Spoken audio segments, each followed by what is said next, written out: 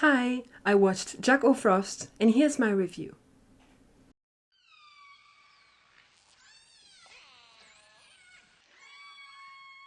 Ritsu loses his memory after another big fight with his boyfriend, Fumiya.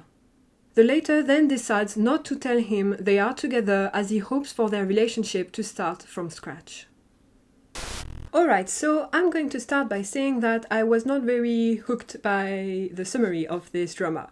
I think losing memory is a bit cliche, I don't really like it, and yeah, I think Japanese dramas still love to do it, apparently. I've seen it a lot in the few Japanese drama I've seen. So it's something they enjoy, but it's not something that I enjoy necessarily. However, and in the end, I ended up spending a very good time because I think it's done a bit differently than it is usually. The cinematography is pretty nice, although you can see that the camera is not necessarily the best of quality. It's still very enjoyable. And I like how they incorporated these flashbacks in the story, how the story is told with the present, but also with the flashbacks. It's nice flashbacks, useful flashbacks, if I can say. It's not flashbacks of things you've seen like 2 minutes before. It's not these kind of annoying flashbacks. It's very important flashbacks that tell a lot of story and a lot of background to what we're living in the present at the moment. I also want to add that I really enjoy how it doesn't feel rushed at all. It's only 6 episodes of 25 minutes, yet they manage to tell a full-blown story in just this amount of time and make it not rushed, make it very well done. So yeah, I want to praise this drama for that because not a lot of dramas are able to do that correctly. In this part, first, I want to give a little shout out, if I can say, to the ex-boyfriend that we see once or twice in the drama. Not very important character, but what a supportive character. We like to see ex-boyfriends being this nice. It's a very nice change. I enjoyed it a lot, even though we don't see him that much at all. Now, concerning losing memories and deciding not to tell they are together. I'm a bit conflicted about this idea because I don't think I would be able personally to do that in this situation. I would feel way too bad about doing that, about hiding these stuff. So I don't really have an opinion on him doing it though, because I can understand him to some degree.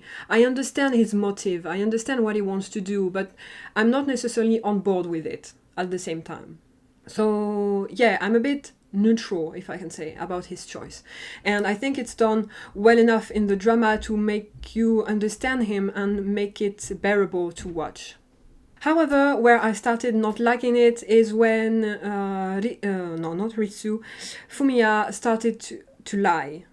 Plainly lie to Ritsu about everything because he didn't want to disclose they are or were together. So that's where I drew a line, kind of, because I thought, nah, this is going too far. Like, I think it's going too far in the first place to not tell the person. But then it's worse when he started lying about everything. At this moment, I really started feeling bad for Ritsu not knowing, and yeah. The only thing I didn't really understand, actually, in this drama, but it didn't bother me that much either when I watched it, is the fact that Fumiya wants to start their relationship from scratch, but every time he has a chance to approach Ritsu to make their relationship change, he doesn't do it and he backs off. So I think that's the only thing I didn't really understand. It's this part, wanting to start from scratch, but at the same time not wanting to.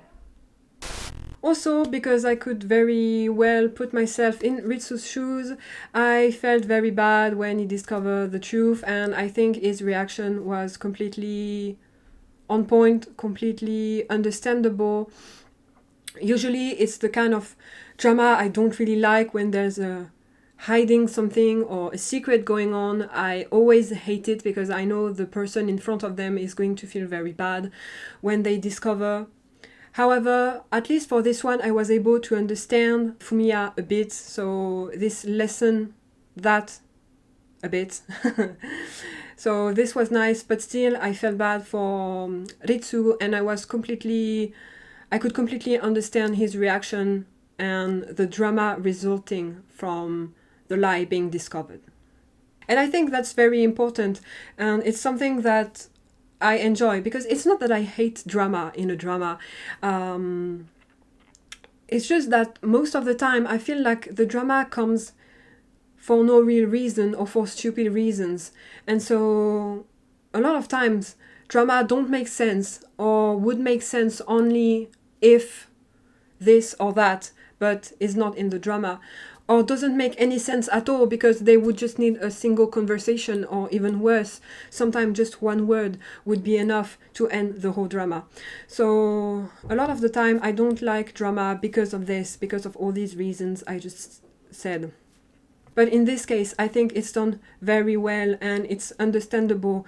It's in a way that you can really understand the characters and their feelings and why they react this way. So I really enjoyed it a lot thanks to that. And that's it for Jack of Frost. This is all I have to say already. I spent a very good time in front of the drama, despite me not being very keen on the summary when I started it. Very real and pretty drama in my opinion, despite the theme of the